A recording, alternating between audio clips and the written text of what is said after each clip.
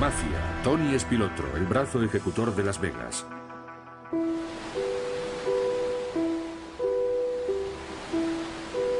Algunos decían que Tony Spilotro era un hombre con vocación hogareña y un dedicado padre de familia. La imagen de Tony como hombre de familia, educado, cariñoso, benevolente, es una sandez. Tony Spilotro era de hecho sospechoso para el FBI de haber cometido más de 20 asesinatos. Tony Spilotro era un asesino a sangre fría. Como brazo ejecutor en Las Vegas para la mafia de Chicago, Spilotro asesinaba a todo aquel de quien sus jefes querían deshacerse. A cualquiera, en cualquier momento, en cualquier lugar. Yo creo que Tony estaba loco. Era un salvaje. Colgó a un hombre de un gancho de carnicero. Creo que sentía placer haciendo daño a la gente.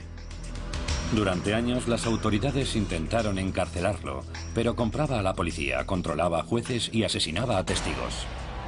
Vivió en la impunidad durante más de 20 años. Saber que Tony Spilotro iba a ser liberado e iba a estar de nuevo en la calle fue devastador. Esta es la historia de la siniestra carrera de este célebre sicario de la mafia y de cómo acabaron con ella. No sus enemigos, sino sus amigos.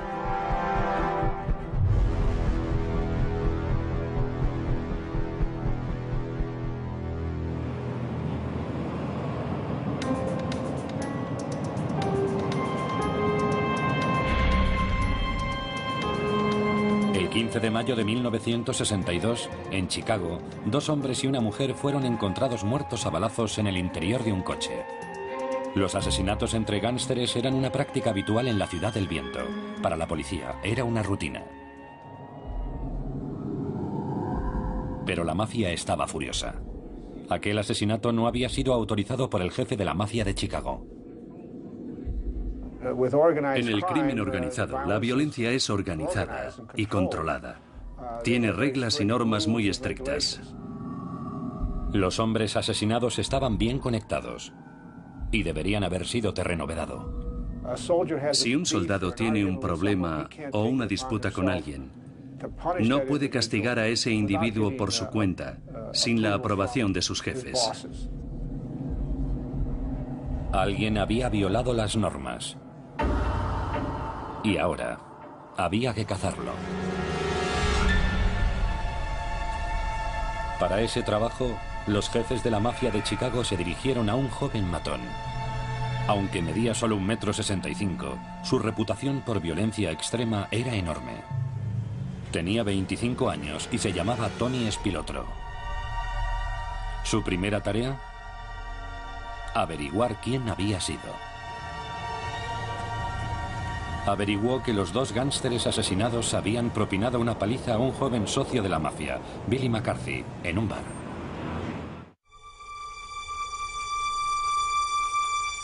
Spilotro realizó averiguaciones a través de un amigo de la infancia, un mafioso menor, Frank Culotta. Culotta le confesó que él mismo había suministrado las pistolas para el asesinato no autorizado, pero no había estado en el escenario del crimen. Spilotro accedió a perdonarle la vida a su amigo solo si le contaba quién había apretado el gatillo. El nombre que Culotta le dio fue Billy McCarthy.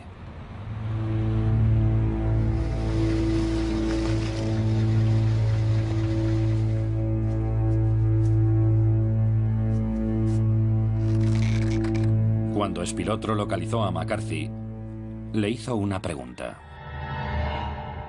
¿Tuviste un cómplice? McCarthy no quiso hablar.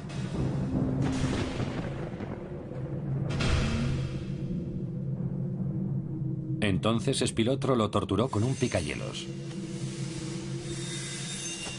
Siguió sin dar un nombre.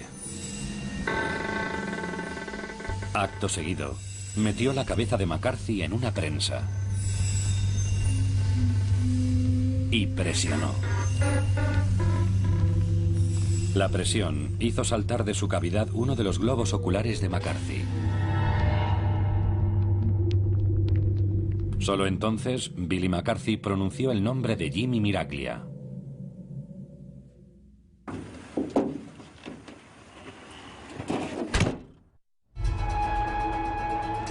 Los cuerpos de McCarthy y Miraglia fueron encontrados una semana después en el maletero de un coche abandonado. Pero el FBI no pudo encontrar pruebas y ningún testigo declaró en lo que se conoció como los asesinatos de M&M.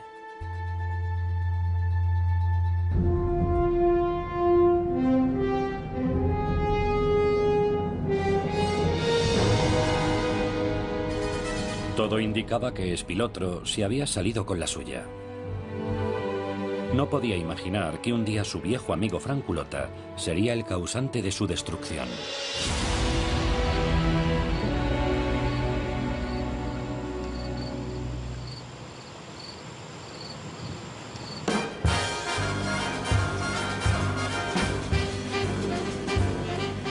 En 1971, los jefes de Chicago recompensaron a Spilotro por su éxito en el trabajo. Enviaron a su brazo ejecutor a Las Vegas. La ciudad del desierto, conocida como la ciudad del pecado, estaba en pleno auge. Aquella pequeña ciudad en el desierto estaba proporcionando toneladas de dinero a la mafia. Durante 25 años, los gánsteres americanos habían invertido millones de dólares en la construcción de lujosos hoteles casino que se alineaban en la franja de Las Vegas. Las Vegas era la gallina de los huevos de oro, sobre todo para Chicago. La mafia no estaba interesada en un buen programa de entretenimiento, solo le interesaba una cosa. La única cosa: dinero.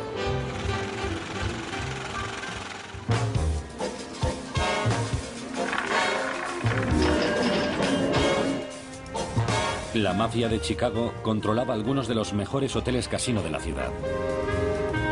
Pero los beneficios del juego no satisfacían su codicia. Estos rutilantes palacios del desierto en realidad escondían un oscuro propósito. Albergaban el negocio fraudulento más rentable y secreto de la mafia: el desvío de fondos.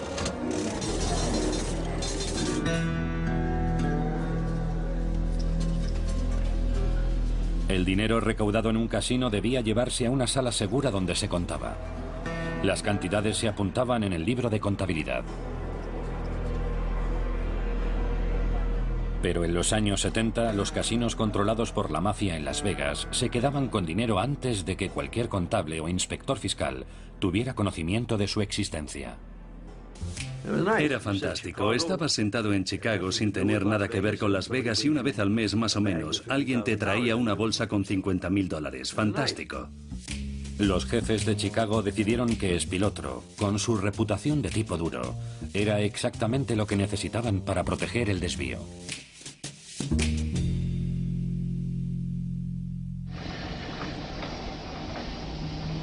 Uno de los problemas era que los contadores tenían la tentación de quedarse con dinero del desvío, de robar unos cuantos dólares para llenar sus bolsillos.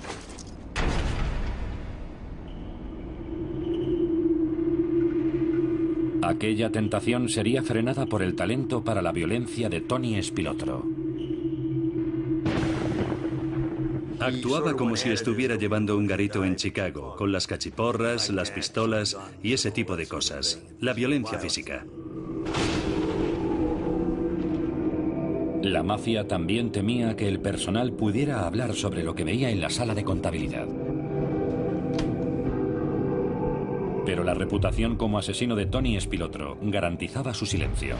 Si había que dar un golpe, era responsabilidad de Tony bajo las indicaciones de la gente de Chicago.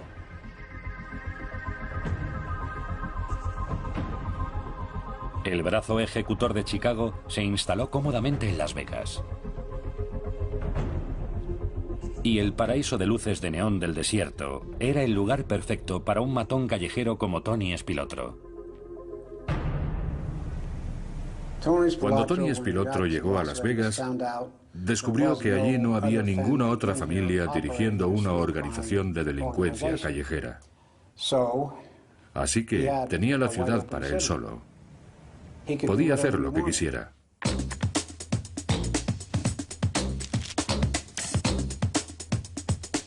Spilotro comenzó a hacer préstamos con usura al ejército de trabajadores con salarios bajos de los hoteles y casinos. Y funcionaba con las reglas de Chicago. Chicago tenía una reputación incluso entre los prestamistas. En Chicago, si fallabas en un pago, bate de béisbol. Si fallabas en 2 pagos, una bala. Eran conocidos por ello en todas partes. Espilotro creó también una banda de robos callejera para birlar carteras, atracar a turistas e incluso robar en viviendas. Los atracos y los robos se convirtieron en un delito habitual en Las Vegas.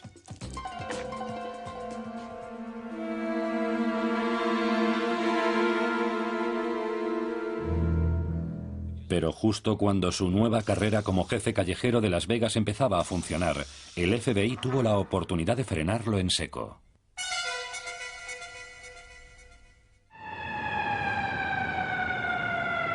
En abril de 1973, Espilotro se encontró de nuevo en Chicago, bajo investigación por asesinato. En lugar de una vida de lujo en la franja de Las Vegas, Espilotro se enfrentaba a una pena de cadena perpetua. Tenía que encontrar una salida. Su primera maniobra fue asesinar a un coacusado por considerar que podía perjudicar su defensa. Alguien a quien conocía desde hacía 15 años. La amistad en la mafia solo llegaba hasta un límite determinado. Había que cumplir órdenes, y a veces la orden era matar a un amigo. La amistad no tenía ningún peso a largo plazo. No era buena gente.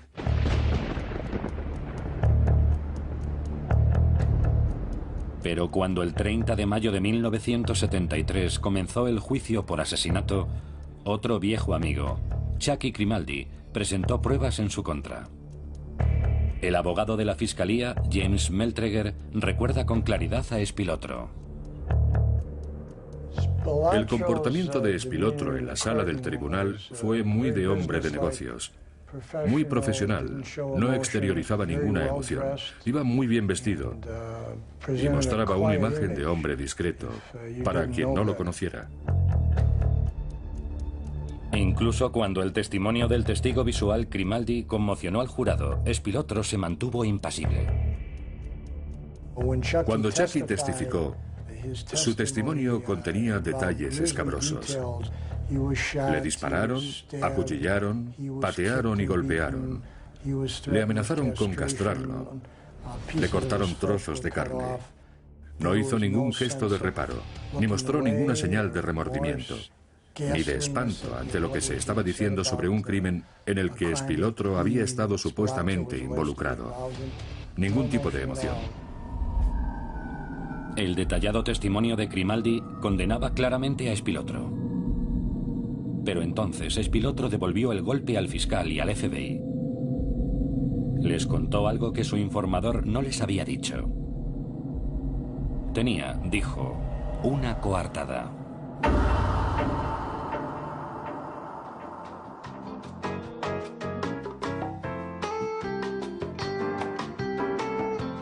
John, el hermano de Espilotro, testificó en el tribunal que estaban juntos comprando en una tienda de muebles cuando se cometió el asesinato. Aunque habían pasado 10 años, sorprendentemente los empleados de la tienda de muebles dijeron que recordaban perfectamente a Tony Espilotro. La defensa presentó incluso un recibo fechado que mostró al jurado. Todo indicaba que la mafia de Chicago había protegido a su hombre en Las Vegas, como solo ellos sabían hacerlo. No pudimos desmontar la coartada, demostrar que se había hecho recientemente. El jurado declaró a Tony Espilotro no culpable. Aunque mi sorpresa fue relativa, fue un varapalo. Aquello preservaba la imagen, por así decirlo, de que algunos de aquellos individuos eran intocables. Y aquello era exasperante para un fiscal.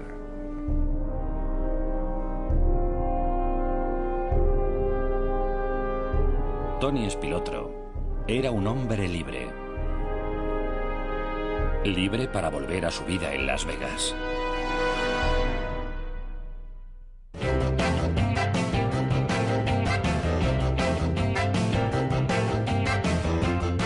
En 1976, Tony Spilotro estaba ampliando su operación y abrió una nueva joyería, la Quimera del Oro. La convirtió en el centro de sus operaciones de préstamo, apuestas y venta de joyas robadas. Más tarde, para contar con su ayuda en la expansión del negocio, llamó a un amigo de la infancia de Chicago que le había ayudado con los asesinatos de M&M, Frank Culotta. El trabajo de Culotta era reclutar expertos ladrones en diferentes ciudades de Estados Unidos y montar una banda de robos de primera clase. Fue un auténtico impacto. La banda del butrón o agujero en la pared dejó su firma por toda la ciudad.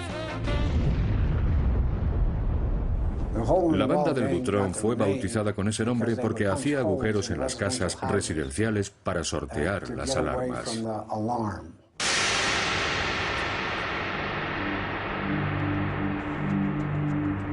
Spilotro fue capaz de dirigir su organización casi sin riesgo de ser procesado. Su principal aliado era el miedo. Cuando la policía y el FBI entraron en acción, se encontraron con una extraña carencia de testigos.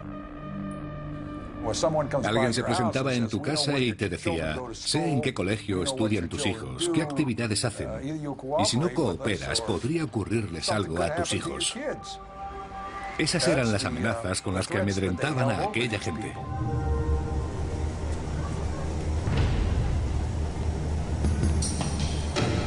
El miedo era persuasor. El dinero también. Los políticos locales dependían de los casinos para las donaciones de sus campañas. Debido a que algunos eran propiedad o estaban regentados por el crimen organizado, muchos de aquellos políticos trabajaban para preservar el statu quo.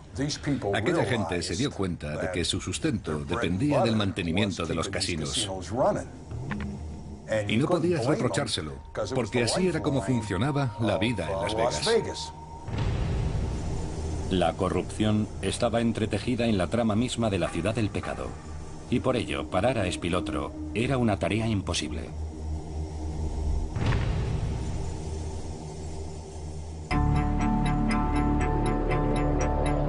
Oficina Federal de Investigación. Lealtad, valentía, integridad. La única organización que podía haber luchado contra él, el FBI de Las Vegas, era entonces un pequeño puesto de avanzada que se estaba enfrentando también a una trama de corrupción en el Departamento de Policía Metropolitana. Siempre había agentes contaminados, dispuestos a aceptar dinero de la mafia. Obtenían beneficios de la franja. Recibían chaquetas, brazaletes, collares, anillos de oro y cosas por el estilo para que mirasen hacia otro lado o cerrasen por completo los ojos. El FBI tenía otra buena razón para no confiar en la policía metropolitana. Información confidencial se filtraba a menudo a los mafiosos. Cualquier información que transmitíamos a la policía metropolitana terminaba llegando a Tony.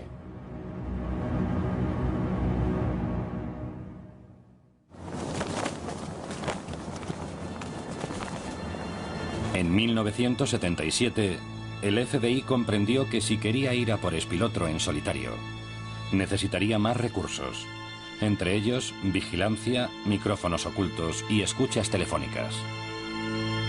El experto en vigilancia del FBI, Emmett Michaels, formaba parte de un grupo de nuevos agentes enviado a Las Vegas. Como jefe del escuadrón de vigilancia técnica, su misión era detectar el crimen organizado y descubrir cuáles eran sus actividades. Utilizaban lugares como el Fremont, utilizaban sitios como el Stardust para llevar a cabo sus reuniones. Entrar en una habitación para colocar un micrófono requería mucha planificación.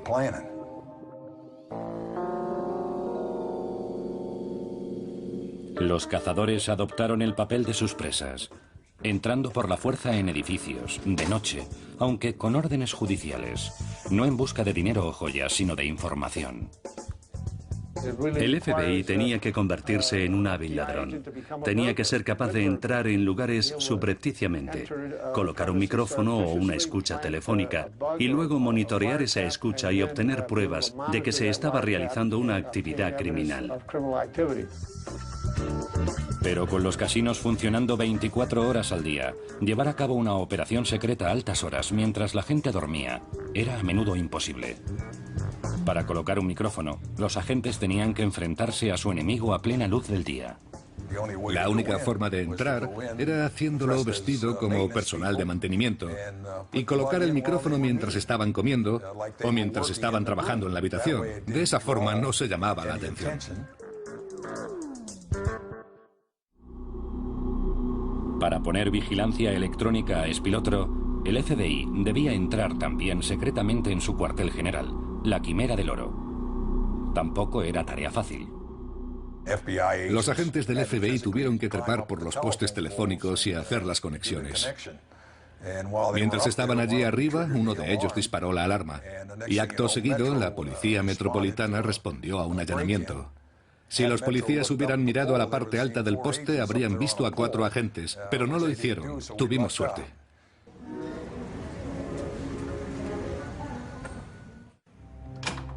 Al final, los hombres del agente Michaels tuvieron éxito y pudieron colocar micrófonos en el cuartel general de Espilotro, la Quimera del Oro. Mientras escuchaban, se quedaron helados. Oyeron al sargento detective Joe Blasco y al sargento Phil Leoni, de la Policía Metropolitana de Las Vegas, identificar los coches de vigilancia del FBI para controlar a Espilotro. Dieron a Espilotro y a su gente los nombres de agentes encubiertos. Incluso nombraron a informadores, poniendo sus vidas en peligro.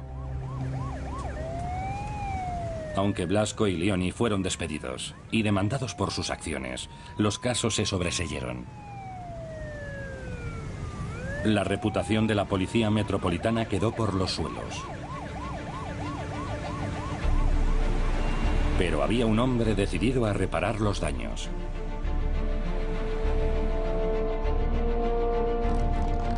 En 1978, la complaciente Las Vegas se estremeció hasta la médula.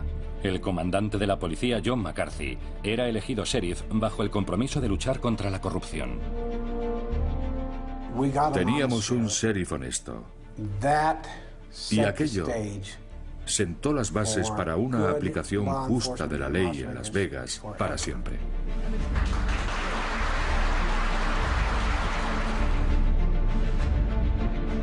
El sheriff McCarthy reorganizó completamente el cuerpo, ascendiendo a nuevos y comprometidos agentes sin contar con la vieja guardia. Con solo 30 años, Ken Clifford fue ascendido al rango de comandante y puesto al mando de la Oficina de Inteligencia de la Policía Metropolitana. Mi objetivo último era restaurar la integridad en el departamento de policía. No era que fueran todos malos, no lo eran, pero la oficina estaba contaminada. Y la única forma que tenía de limpiarla era echando a todo el mundo. Y fue lo que hice.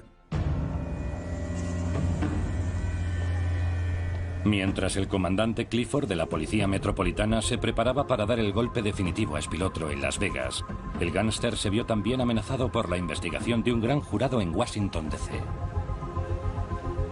En 1979, el delincuente de Las Vegas, Jerry Lisner, confesó a la Policía Federal sus acuerdos con Culota y Espilotro.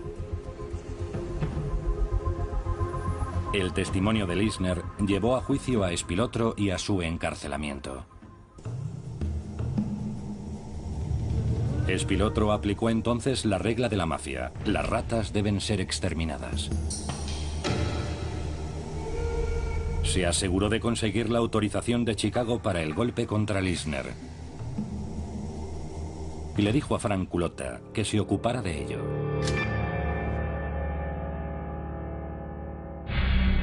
La pistola de Culota no tenía silenciador. Y para reducir el ruido, decidió utilizar munición de media carga. El golpe no salió como estaba previsto. Culota me dijo que había disparado a Lisner. Las balas de media carga tuvieron un impacto limitado. Tuvieron problemas para deshacerse del señor Lisner. Culota vació un segundo cargador en la cabeza de Lisner.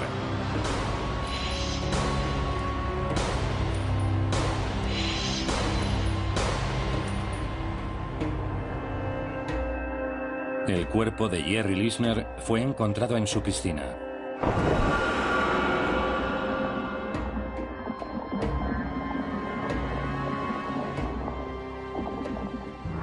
Aquel golpe tan poco profesional pareció lograr su objetivo: mantener a Spilotro y a Culota fuera de los tribunales y fuera de la cárcel. Pero fue tan solo un respiro. El trabajo de aquella noche terminaría siendo parte de la ruina de Tony Spilotro.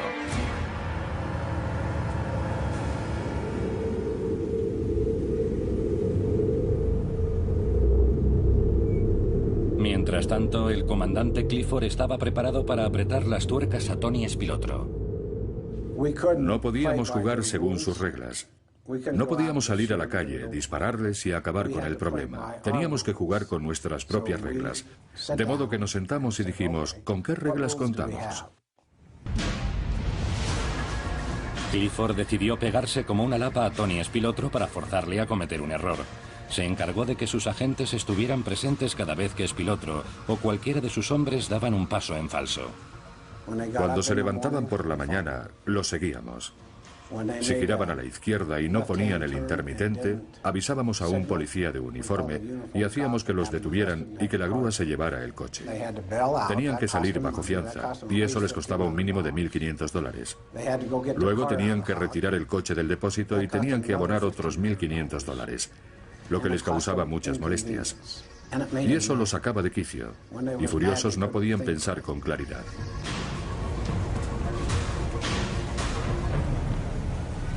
Spilotro cometió entonces un error muy grave. Después de que la policía matara a un socio suyo, Spilotro encargó el asesinato de los 2 policías metropolitanos implicados.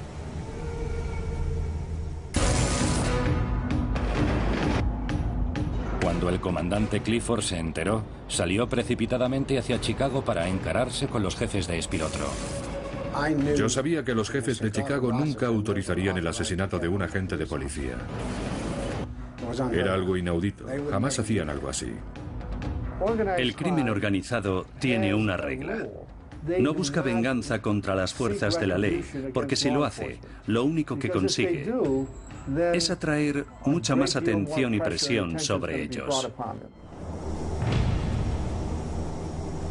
Clifford le dijo a los jefes de Spilotro que si se saltaban esa regla y atacaban a sus hombres, él se saltaría otra regla y atacaría a sus familias. Si matan a mis policías, volveré a Chicago con 40 hombres y mataré a todo lo que se mueva, camine o arrastre alrededor de vuestras casas. La perspectiva de verse acosados por un policía desbocado causó pavor a los líderes de la organización, que ordenaron a Spilotro que cancelara el asesinato. Tony Spilotro tenía ahora un serio problema. No solo no había pedido permiso para encargar un asesinato, sino que, de forma imperdonable, había puesto en peligro de muerte a las esposas y los hijos de sus jefes.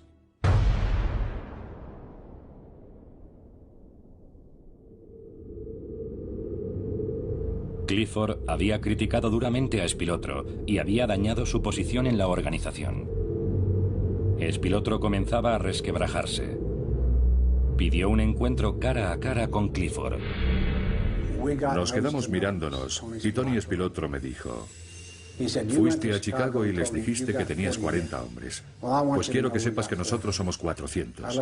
Yo le miré a los ojos y contesté: eso iguala nuestras fuerzas, ¿no? Entonces dijo: ¿qué?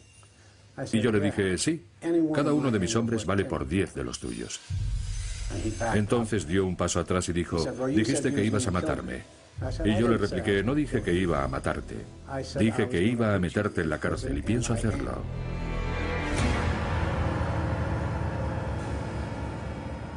Para un Tony Spilotro acorralado, la policía representaba ahora una amenaza, y el FBI de Las Vegas estaba a punto de ponerse duro también. El director del FBI en Washington iba a enviar a Joe Jablonski, una leyenda dentro del FBI, para dirigir la oficina de Las Vegas.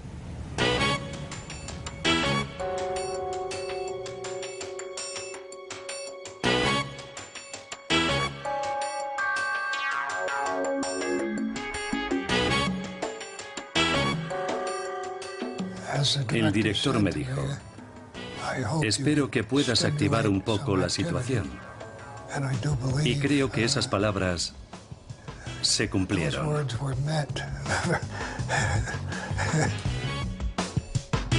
Joe Jablonski era un investigador conocido por su agresividad y un fiscal de renombrado éxito. Duro y osado. Pero en todos sus años de profesión jamás había visto nada parecido a la corrupción de Las Vegas. Era una ciudad consumida por la codicia y la ambición. Mi primer comentario fue: ¿pertenece esto realmente a Estados Unidos? Cuando llegó se dio cuenta de que tenía que volver a plantar la bandera americana.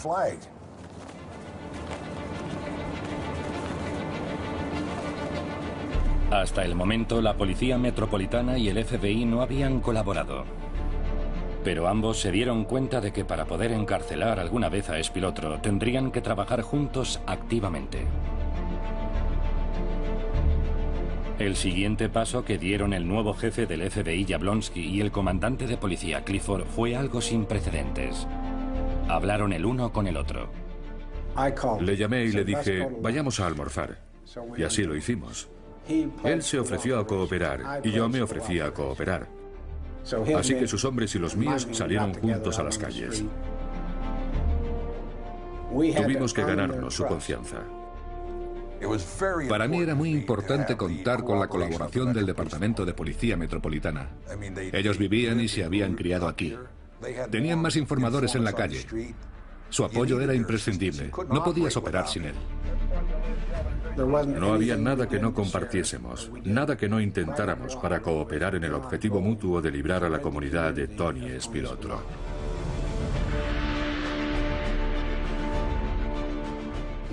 El FBI y el Departamento de Policía Metropolitana coincidían en que había llegado el momento de actuar decididamente contra esa gente y emplearse a fondo. Paulatinamente, la cooperación comenzó a dar resultados.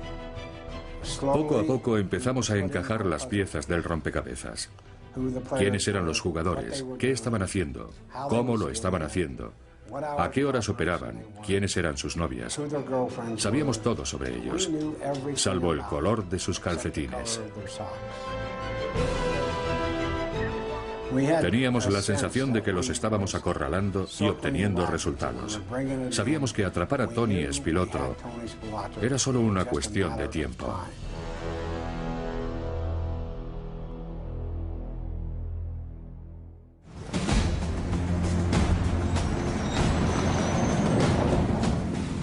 Spilotro no les puso las cosas fáciles. Había convertido su cuartel general de la joyería La Quimera del Oro en un fortín. Había armas bajo los mostradores, hombres con prismáticos colocados como vigías en los tejados.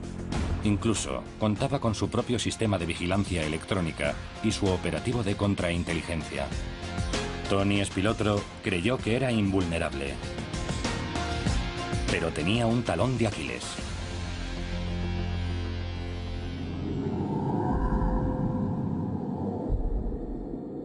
El FBI tenía un informador. Y Salvatore Romano valía su peso en oro. Era el experto en alarmas de la banda del Butrón. Romano reveló al FBI que Spilotro planeaba llevar a cabo un robo de $1 millón en una joyería y tienda de antigüedades llamada Berzas. También había grabado en vídeo las reuniones celebradas en el interior de la joyería La Quimera del Oro, con una cámara oculta dentro de un altavoz. La puerta es de acero, así que el acero activará el imán. Si la policía y el FBI eran capaces de pillar a la banda con las manos en la masa, Tony Spilotro estaba acabado. La fecha del robo se fijó para el Día de la Independencia, un 4 de julio de 1981.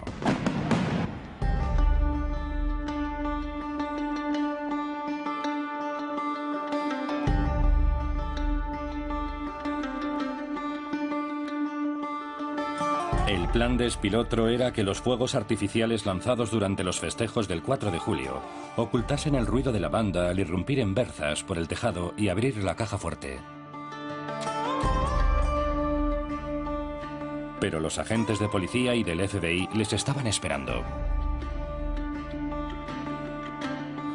Yo estaba con Jablonski y todos mis hombres habían formado equipo con un agente del FBI. Observamos toda la ejecución del golpe.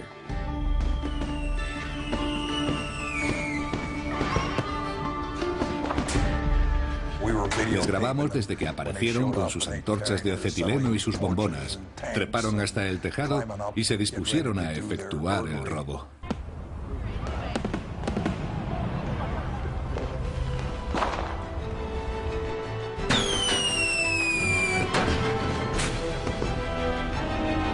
Cuando la banda irrumpió en el local, los policías y los agentes cayeron sobre ellos.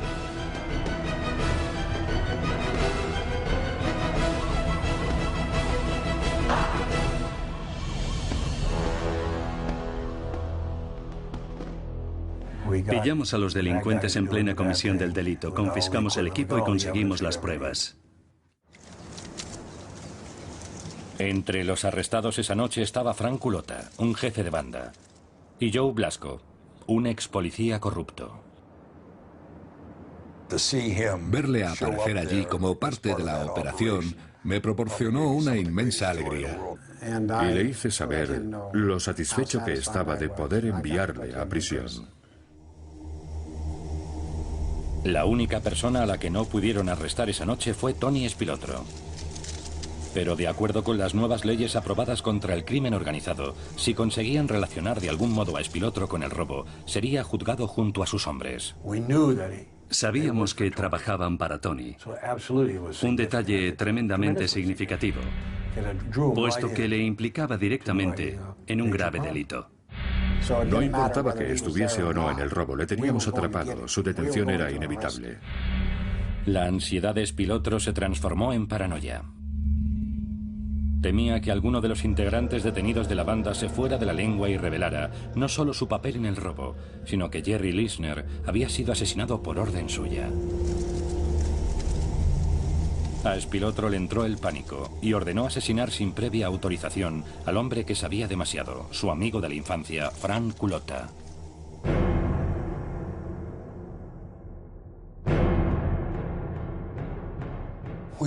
Llegó hasta nuestros oídos que Tony Spilotro había encargado que le asesinaran porque se sospechaba que se había convertido en testigo nuestro, lo cual no era cierto. Irónicamente, hasta ese momento Frank Culota había cumplido el código de silencio de la mafia, la omerta, manteniendo la boca cerrada. Pero Tony Spilotro no le había dejado otra opción más que delatarle. El interrogatorio y la protección de Frank Culota le fueron asignados al agente del FBI, Dennis Arnoldi. Frank Culota sin duda tenía miedo de lo que Tony Spilotro pudiera hacerle tras ser detenido en la joyería Berzas, y cuando le dijimos que habían puesto precio a su cabeza, su temor estaba bien fundado. Frank Culota decidió aceptar la protección del FBI y se convirtió en testigo del gobierno contra sus socios. Spilotro había sellado su propio destino. Culota cooperó totalmente. No mostró ninguna vacilación. Aquello supuso un avance crucial, desde el punto de vista de tener a alguien directamente vinculado a Spilotro. Durante el interrogatorio, Culota se remontó 20 años atrás en su pasado. Reveló que fue Tony Spilotro el que había cometido los asesinatos no resueltos de M&M.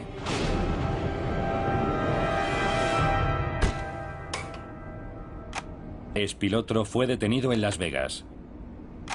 Se enfrenta a su extradición al estado de Illinois y a un auto de acusación formulado por el gran jurado por los cargos de conspiración y asesinato de dos hombres brutalmente golpeados en 1962 en Chicago. El 24 de octubre de 1983, en la ciudad de Chicago, Spilotro fue sometido a juicio por el doble asesinato de Billy McCarthy y Jimmy Miraglia, sucedido 20 años antes. El FBI parecía tener por fin a Spilotro entre las cuerdas. Pero el poder corruptor de la mafia de Chicago llegaba todavía a oscuros rincones y a altas esferas. Circulaba el rumor de que algunos jueces seguían vinculados a la mafia y Spilotro ciertamente parecía opinar lo mismo. Convenció a su abogado de que esgrimiese una táctica prácticamente desconocida en casos de asesinato. Renunció a su derecho a ser juzgado por un jurado. Sería juzgado únicamente por el juez Thomas J. Maloney.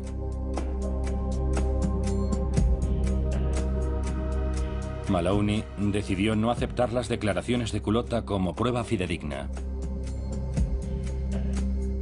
De modo que absolvió a Spilotro. El juez Maloney sería más tarde acusado de fraude, extorsión y obstrucción a la justicia. Había aceptado sobornos en otros 3 casos. Le sentenciaron a 15 años de cárcel.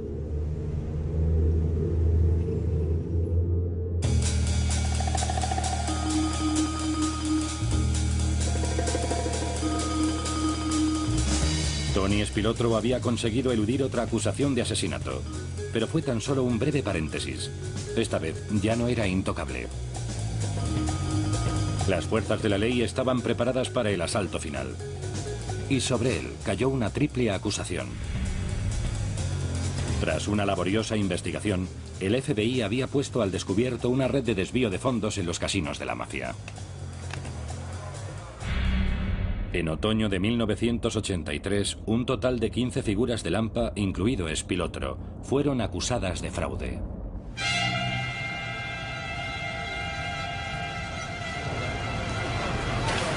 Utilizando el testimonio de Frank Culotta, Spilotro y 17 personas más fueron acusadas de robo a mano armada y extorsión.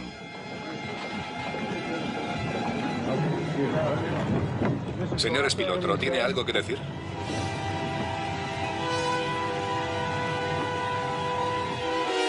Culotta tenía mucho que decir. Su testimonio permitió al grupo de élite del Departamento de Justicia acusar también a Spilotro de complicidad en el asesinato de Jerry Lisner. Culotta admitió al agente Dennis Arnoldi que había apretado el gatillo y asesinado a Jerry Lisner, pero obedeciendo órdenes de Spilotro. Frank Culotta me dijo que había actuado por orden de Spilotro cuando mató a Jerry Lisner.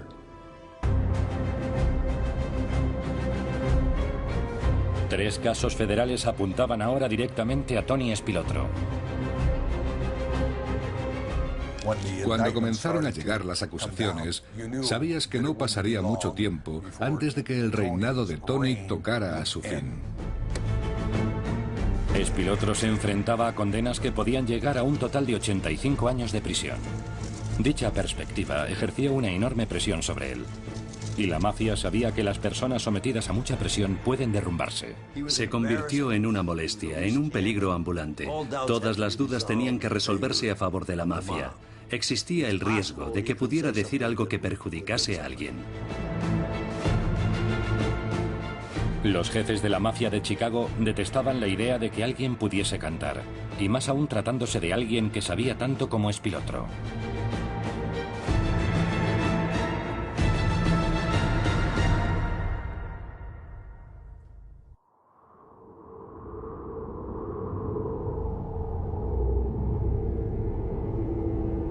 Dos días antes del juicio a la banda del Butrón en Las Vegas, la organización invitó a Tony Spilotro a regresar a Chicago. Él y su hermano Michael se reunieron con personas a las que conocían y en las que confiaban, socios, incluso amigos.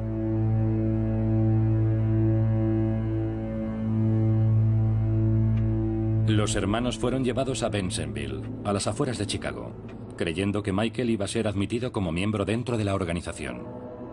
Les condujeron escaleras abajo.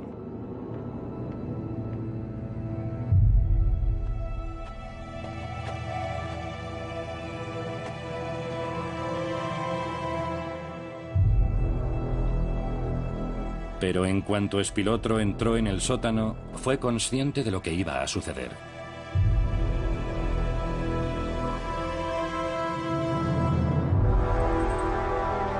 Pidió que le dejaran rezar una plegaria.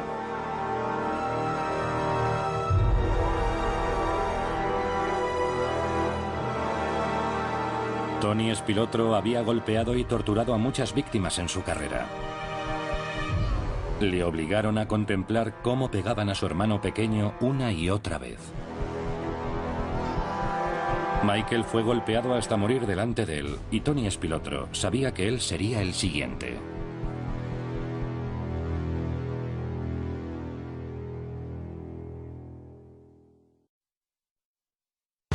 Los cuerpos estaban enterrados uno encima del otro. El primer cuerpo estaba a solo 1 metro de la superficie. Hallaron los cadáveres 8 días después en una granja del vecino estado de Indiana, vestidos únicamente con ropa interior. Cuando mataron a Tony Spilotro, no sentí ninguna tristeza por ello. ¿En qué estado estaban los cadáveres? En descomposición. Fue una sentencia mejor que la del gobierno. El informe del patólogo forense señaló traumatismos en cara, cuello y pecho infligidos por medio de puños o pies. Los hermanos estaban irreconocibles. La identificación pudo realizarse mediante la comparación de sus historiales dentales. Tony Spilotro murió a la edad de 48 años. El último asesinato sin resolver de su carrera fue el suyo propio.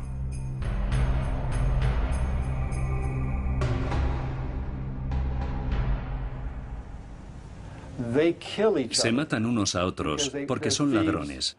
Y aunque supuestamente entre ladrones existe el sentido del honor, no es cierto.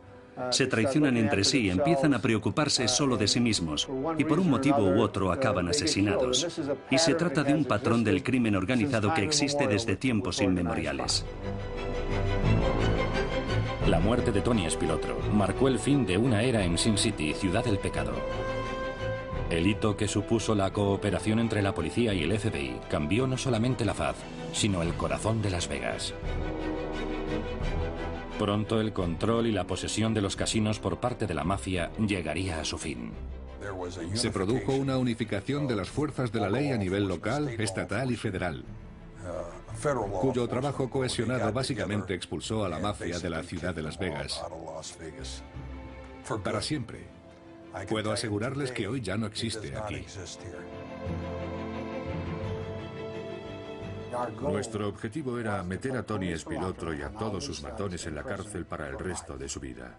Eso es lo que queríamos hacer. Y el resultado final, el hecho de que acabasen muertos, fue una liberación para nuestra cultura y nuestra sociedad.